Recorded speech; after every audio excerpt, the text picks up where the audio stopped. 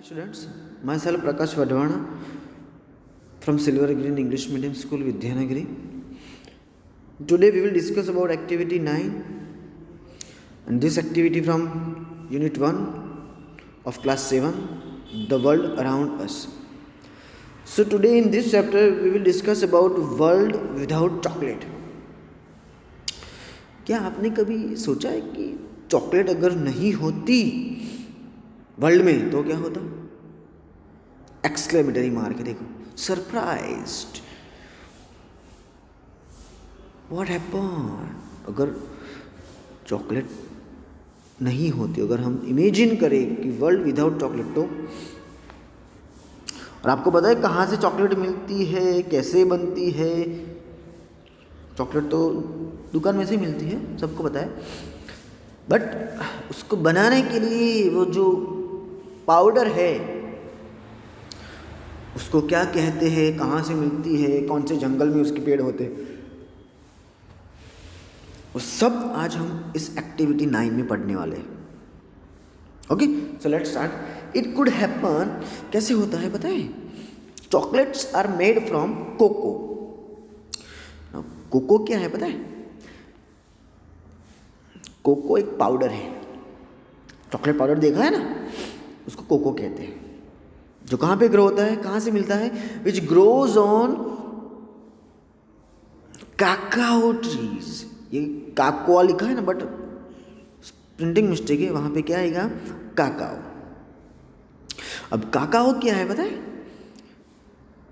Cacao is a tropical tree with seeds that are used to make chocolate and cocoa. Cacao जो है ना, एक trees है जिसके ऊपर फल आते हैं, फ्रूट्स ग्रो होते हैं, और उसके अंदर से जो बीज होते हैं ना, उसका हम पाउडर बनाते हैं, जिसको हम क्या कहते हैं? कोकोआ। और वो कहाँ पे कल्टीवेटेड होते हैं? That are cultivated in the forests of South America. South America के जंगल में ये काकाओ ट्रीज आपको मिलेंगे। देखना है फोटो में? यस, मैं आपको दिखाता हूँ। ये देखो, ये जो फोटो में आप देख रहे हो ना स्टूडेंट्स, ये क्या है? चॉकलेट पाउडर, जिसको हम कोको कहेंगे। और ये पाउडर कहाँ से मिलता है पता है हमको? हाँ, ये देखो। और ये जो ट्रीज है ना, ये ट्रीज को हम क्या कहेंगे? Cacao trees. क्या कहेंगे? काकाओ। ये देखो, ये जो बड़े बड़े फल दिख रहे हैं ना, उसके अंदर ये देखो, ये जो देख रहे हो ना आप, यस,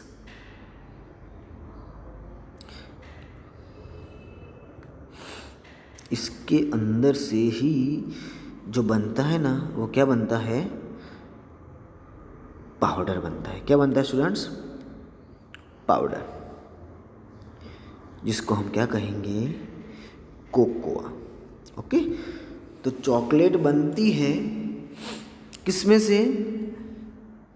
उसका एक ट्रीज है जिसका नाम क्या है? काकाओ ट्रीज, जो कहाँ पे पाए जाते हैं? साउथ अमेरिका के जंगल में। और उसके अंदर से ये जो आप देख रहे हैं ना फोटो में, उसमें से हम कोको बनाते हैं, मीन्स चॉकलेट पाउडर बनाते हैं, और फिर उसमें से हम चॉकलेट बनाते हैं। ठीक है, clear? Next, but today these plantations are at risk. लेकिन ये जो प्लांटेशंस है ना, वो आज क्या हो गए हैं? रिस्क पे है। To be at risk means in danger of being extinct, खत्म हो रहे हैं धीरे धीरे धीरे धीरे। Like cocoa, there are many other plants and animal species that we use in everyday life without realizing their importance. Cocoa की तरह बहुत सारे प्लांट्स और एनिमल्स की स्पीसीज ऐसे जिसका हम डेली यूजेस में यूज़ करते हैं, डेली रूटीन में यूज़ करते हैं, एवरीडे लाइफ में यूज़ करते हैं, विदाउट रियलाइजिंग देयर इम्पोर्टेंस। हमको उसका इम्पोर्टेंस नहीं पता है, फिर भी हम उस चीज़ को जाने बिना हम बहुत सारे प्लांट्स और एनिमल के स्पीसीज का यूज़ करते हैं। फॉर एग्जाम्पल देखो, the rice we eat, the clothes we wear, the rubber tires we drive on, all originate from plants or animals. ये सारी की सारी चीज़ें जहाँ से मिलती है ना, वो सब कहाँ से मिलती है? प्लांट्स या तो एनिमल्स, बराबर। जैसे कि हम हर रोज़ मिल्क पीते हैं, मिल्क कहाँ से आता है? गाँव में से आता है ना, गाय हमको दूध देती है। अगर नहीं एनिमल्स ना हो तो दूध मिले हमको? नहीं। ऐसे बहुत सारे एग्जाम्पल्स हैं। शीप है, वूल मिलता है। अभी ठंड है, स्वेटर पहना है, स्वेटर किस में से बनता है? वूल में से। फिर वुड, लकड़ा, ट्रीज में से। फ्रूट्स भी है, बहुत सारे प्लांट्स और एनिमल्स है जिसका हम डे टू डे लाइफ में यूज करते हैं, लेकिन उनका इंपॉर्टेंस हमको पता नहीं। Okay, next line, many of this species are under severe threat of extinction. लेकिन ये जितनी भी स्पीसीज है उसमें से बहुत सारी स्पीसीज क्या है? Under severe threat of extinction. Severe threat of extinction का मतलब क्या होता है students? Danger of being no longer in existence. खतरे में है, अभी धीरे धीरे धीरे खत्म हो जाएगी, लंबे समय तक नहीं रहेगी। It means we are losing biodiversity. इसका मतलब हम धीरे धीरे धीरे क्या खो देंगे? बायोडाइवर्सिटी। नाउ बायोडाइवर्सिटी मीन्स पता है students? Let's see what is the meaning of biodiversity. तो the word biodiversity is made of two different words. Biodiversity जो वर्ड है ना, वो दो अलग अलग वर्ड से बना है, बायो प्लस डाइवर्सिटी। और बायो का मतलब क्या होता है? Bio means life and diversity. Bio मतलब क्या? लाइफ। हम जिंदा है ना, भगवान ने हमको लाइफ दी है, जीवन दान दिया हुआ है। एंड डाइवर्सिटी का मतलब होता है, डाइवर्सिटी मीन्स वैरायटी, वेरिएशंस, बहुत सारी अलग अलग चीज़ें, वैरायटी। जैसे हम कोई भी शॉप पे कपड़े खरीदने जाए तो हम नहीं कहते कुछ वैरायटी दिखाओ ना, अलग अलग चीज़ें दिखाओ ना, ये तो कॉमन हो गया है, कुछ नई चीज़ दिखाओ। वैसे डाइवर्सिटी मतलब वैरायटी, वेरिएशन। तो बायोडाइवर्सिटी का मतलब क्या हुआ? Biodiversity is the variety of life around us and much more.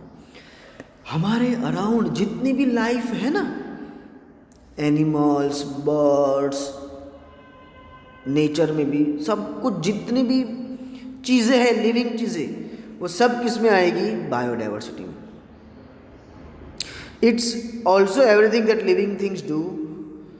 इसमें एक और चीज़ भी ऐड हो सकती है, जितनी भी लिविंग थिंग्स है पूरे अर्थ पे, वो जो भी चीज़ करती है उन सब का क्या करना है? The grand total of interactions of living things among themselves and with their environment. इसका मतलब पूरे अर्थ पे जितनी भी लिविंग थिंग्स है उन सब का ग्रैंड टोटल, लेकिन किसका? वो सारे के सारी लिविंग थिंग्स एक दूसरे के साथ इंटरेक्शंस मतलब having effect on one another. एक की इफेक्ट दूसरे के लिए और दूसरे की इफेक्ट उसके ऊपर, या तो दूसरों के ऊपर डिपेंड या तो खुद किसके साथ? एनवायरनमेंट के साथ। अब जैसे कि मैं आपको समझाता हूँ कि एक चीज़, हम सब है ना पूरे अर्थ पे एक दूसरे के ऊपर डिपेंडेंट है। फॉर एग्जाम्पल ये जो सन है, सनराइज होता है, अगर सनराइज ना हो, हमको धूप ना मिले तो क्या हो? डिपेंडेंट है ना, एयर है, एनिमल्स है, एनिमल्स भी हमारे पे डिपेंड है। अगर हम उनको अच्छे अच्छे ग्रास ना सब नहीं खिलाएंगे तो वो अच्छा दूध नहीं दे पाएंगे। मतलब पूरी इकोसिस्टम जो है ना, वो सब एक दूसरे के ऊपर डिपेंडेंट है, जिसको हमको बैलेंस करना है एक दूसरे के साथ इंटरेक्ट करके। उसका एक यहाँ पे मस्त एग्जांपल दिया हुआ है। These interactions can be as simple as a moth's dependence on one species of plant for food and the plant's dependence on the moth for pollination. Interaction के लिए कि एक चीज़ दूसरी चीज़ को किसे अफेक्ट करती है, वो इंटरेक्शन कितना सिंपल है। जिस तरह से एक मोथ होता है ना, मोथ मतलब एक इंसेक्ट ही है, वो दूसरी स्पीसीज, प्लांट की जो स्पीसीज है ना, उसके ऊपर डिपेंड रहता है फूड के लिए। अगर मोथ को खाना है ना, तो वो किसके ऊपर डिपेंड रहेगा? Dependence on one species of plants. और प्लांट किसके ऊपर डिपेंड रहता है पता है? And plants dependence on the moth for pollination. और कोई भी प्लांट्स है वो किसके ऊपर डिपेंड है? अगर एक मोथ पॉलिनेशन करेगा ना, तो ही वहां पे दूसरा प्लांट्स ग्रो हो पाएगा। क्लियर? पॉलिनेशन का मतलब समझ लेते हैं। पॉलिनेशन मतलब क्या? Pollination means putting of pollen into a flower or plant so that it produces seeds। ये देखो, ये है पॉलिनेशंस। बीच में आप देख रहे हो मधुमक्खी, वो क्या है? पॉलिनेटर है। अगर वो इस प्लांट्स के ऊपर, मतलब यहाँ पे बैठी हुई है, ये दो दिए हुए हैं। ये फर्स्ट वाला जो है ना, जिस पे लिखा है पोलन ग्रेन्स, जो येलो कलर के दिख रहे हैं ना, वो क्या है? Pollen grains. अगर वो मधुमक्खी यहाँ पे बैठती है और फिर वो उड़ के उसके पैरों में क्या लेके जाएगी? वो पुलन, येलो कलर के देखो एरो दिखते हैं ना, वो सारे के सारे लेके दूसरे साइड जो दिख रहा है ना, वो जो स्टिग्मा है ना, स्टिग्मा, उसके अंदर अगर वो पुलन बैठने के बाद चले जाते हैं तो वहाँ पे दूसरे फ्लावर्स ग्रो होंगे। उसको हम पॉलिनेशन कहते हैं। देखो यहाँ पे भी आप देख सकते हो,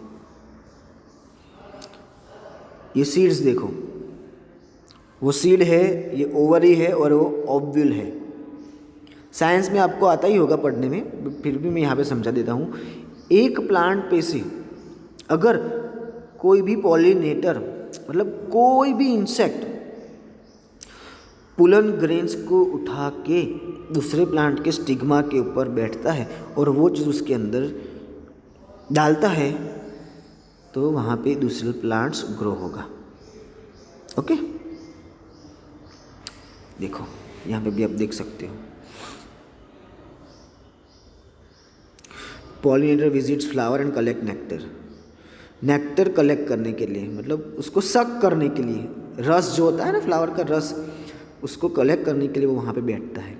और बैठने के बाद वहाँ पे क्या, उसके पैरों में चिपक जाते हैं बॉडी पे पुलन। पुलन मतलब ये जो देखो येलो कलर के छोटे छोटे दिख रहे हैं ना, वो उसके वहाँ पे चिपक जाते हैं बॉडी पे। और फिर वही चीज़ वो वहाँ पे दूसरे प्लांट्स पे जाके बैठती है और वहाँ पे वो गिरते हैं। और फिर वो पुलन जो डिपॉजिट होता है स्टिग्मा के अंदर, फिर वो प्रोसेस स्टार्ट होती है। उसको हम क्या कहेंगे? Pollination. Okay, so I hope आपको समझ में आया होगा pollination. Next, at another level the moth and the plant also depend on all of the element that make up their ecosystem. दूसरे लेवल की बात करें तो मोथ और प्लांट दोनों एक दूसरे के ऊपर क्या है? डिपेंडेंट है। और जितने भी एलिमेंट्स है जो वो दोनों बनाते हैं इकोसिस्टम के लिए, वो सब की सब सारी चीज़ें क्या है? ज़रूरियत है। From clean water to the right climate, फिर वो चाहे क्लीन वाटर से लेकर अच्छे से अच्छे क्लाइमेट तक ही क्यों ना हो। When scientists talk of biodiversity, they refer to a variety of organism life in an environment। जब साइंटिस्ट बायोडाइवर्सिटी की बात करते हैं तब वो लोग किसको रिफर करते हैं? पूरे अर्थ पे जितने भी ऑर्गेनिजम्स हैं, मतलब जितने भी लिविंग थिंग्स है वैरायटी में उसकी, या फिर एनवायरनमेंट में जितनी भी लाइफ है उसकी ही बातें करते हैं। और वो लोग दूसरा क्या रिफर करते हैं? They refer to interdependence of plants, animals, insects and human life. हम एनिमल्स, प्लांट्स और इंसेक्ट्स, हम सब एक दूसरे के ऊपर क्या है? डिपेंडेंट हैं। अगर इसमें से एक भी चीज़ हट जाए ना तो इकोसिस्टम बैलेंस नहीं हो पाएगी। और इकोसिस्टम की बैलेंसिंग ज़रूरी है। अगर बढ़ गई, अगर कम हो गई ना, तो प्रॉब्लम हो सकती है। ठीक है। Now can you think of some ways in which biodiversity keeps you allowed? क्या आप लोग सोच सकते हो कि बायोडाइवर्सिटी जो है उसको ज़िंदा रखना है तो कौन से वेज चाहिए, मतलब कौन से स्टेप्स हमको उठाने चाहिए? So here you have to list any 3 ways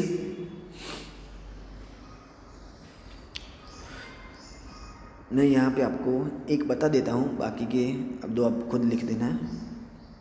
अब देखो बायोडाइवर्सिटी जो है ना, उसका इकोसिस्टम के ऊपर बहुत ज़्यादा इन्फ्लुएंस है, ग्रेट इन्फ्लुएंस है।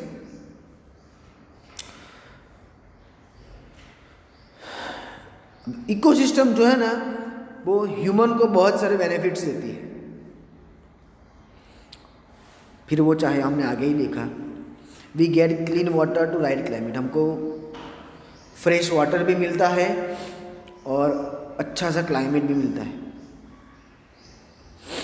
तो पहली चीज़ तो क्या है, जो बायोडाइवर्सिटी की वजह से हम जिंदा है, तो पहली चीज़ है provisioning services involve the production of renewable resource. जितने भी रिन्यूएबल रिसोर्सेज हैं प्रोविजनिंग सर्विसेज की, और प्रोविजनिंग सर्विस मतलब रोज़ की चीज़ें जिसके बिना चले ही नहीं, जैसे कि फूड है, पानी है, वुड है, लकड़ा है,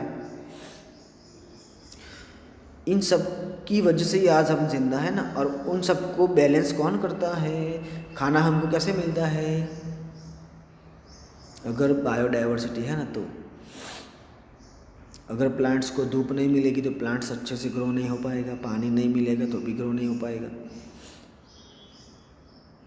और प्लांट्स को ग्रो करने के लिए इंसान चाहिए, और इंसान ही नहीं होगा तो प्लांट्स कौन ग्रो करेगा। ओके, तो सब कुछ एक दूसरे के ऊपर क्या है स्टूडेंट्स, डिपेंडेंट है। ओके, तो एक रास्ता मैंने बताया, दूसरे आप खुद लिख देना दो। नेक्स्ट है which of your activities affect biodiversity. Biodiversity को कौन सी एक्टिविटीज अफेक्ट करती है। देखो पहली तो एक्टिविटी में आएगा पॉपुलेशन ग्रोथ, क्योंकि पॉपुलेशन बढ़ेगी तो कौन सी इफेक्ट होगी, स्पेस कम हो जाएगी, क्योंकि पॉपुलेशन बढ़ेगी, उनको घर तो चाहिए ना रहने के लिए, और बहुत सारे ट्रीज कट करने पड़ेंगे घर बनाने के लिए, बहुत सारे रिसोर्सेज यूज होंगे। ओके, तो पहली एक्टिविटी कौन सी है, पॉपुलेशन ग्रोथ, जिसकी वजह से जो लिमिटेड स्पेस रहती है वो एक अफेक्ट है जो पॉपुलेशन की वजह से आती है। दूसरी चीज़ हम देखें यूज़ ऑफ पेट्रोलियम। पेट्रोल का यूज़ करते तो कौन सी प्रॉब्लम होगी, जहरीले गैस उसमें से निकलेंगे ना, जिसकी वजह से पूरा का पूरा क्लाइमेट जो है वो चेंज हो जाएगा।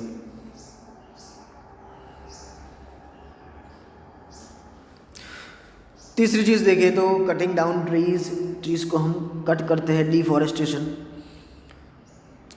ट्रीज को कट करते हैं तो बहुत सारे हैबिटेट्स एनिमल्स के और बर्ड्स के अपने अपने घर खो देते हैं, बहुत सारी स्पीसीज एक्सटिंक्ट हो जाती हैं। तो हम ये तीन एक्टिविटीज़ की वजह से बायोडाइवर्सिटी को लूज कर रहे हैं, लॉस्ट कर रहे हैं, घुमा रहे हैं। तो ये सारी एक्टिविटी हमको नहीं करनी चाहिए। ओके, नेक्स्ट एक्टिविटी 10 क्या है, in earlier activities you discuss some do's and don'ts for saving water and energy, work in pairs and write do's and don'ts for conservation of biodiversity around you, create a poster and display it in your school. Earlier we have discussed some do's and don'ts for saving water and energy. Now here what we have to discuss, how to conserve biodiversity, what we can do and what we cannot do, that we have to write here but in a pair. Okay, first देखो यहाँ पे pictures दिए हुआ है, एक बड़ा सा picture दिया हुआ है, देखो ब्लैक एंड वाइट में। ये क्या है, क्या कह रहा है कि सेव बायोडाइवर्सिटी, बायोडाइवर्सिटी को बचाना है। पहले तो आपको यहाँ पे पॉइंट्स लिखने हैं, उसके बाद नीचे आपको डूज और डोंट्स लिखने हैं। अब कौन से नोट्स लिखने हैं, देखो मैं बोल देता हूँ।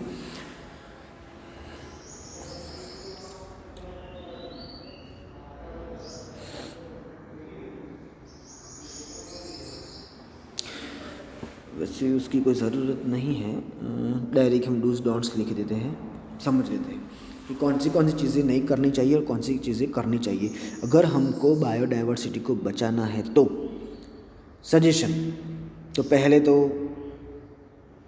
एयर को क्लीन रखो, वाइल्ड लाइफ को बचाओ, एनवायरनमेंट को बचाओ, फॉसिल फ्यूल का यूज़ कम करो, रिन्यूएबल रिसोर्सेज का यूज़ करो, किसके बदले में, नॉन रिन्यूएबल रिसोर्सेज के बदले में। ट्रीज़ को प्लांट करो ज़्यादा से ज़्यादा, पानी को बचाओ, जितने भी एंडेंजर्ड स्पीसीज है, फ्लोरा और फोना, उन सबको बचाओ, मरीन लाइफ को बचानी है। ये सारी चीज़ें हम करके बायोडाइवर्सिटी को बचा सकते हैं। और डोंट्स में कौन सी चीज़ें आएगी, पानी को पॉल्यूट नहीं करना है, ट्रीज़ को कट नहीं करना है, नेचुरल रिसोर्सेज का वेस्ट नहीं करना है, एनिमल्स और प्लांट्स जहाँ पे रहते हैं वो सारी जगहों को डिस्ट्रॉय नहीं करना है, और बहुत सारी चीज़ें। So here in this way we have completed this activity and also we have completed this chapter. I hope you understood it well. Thank you very much.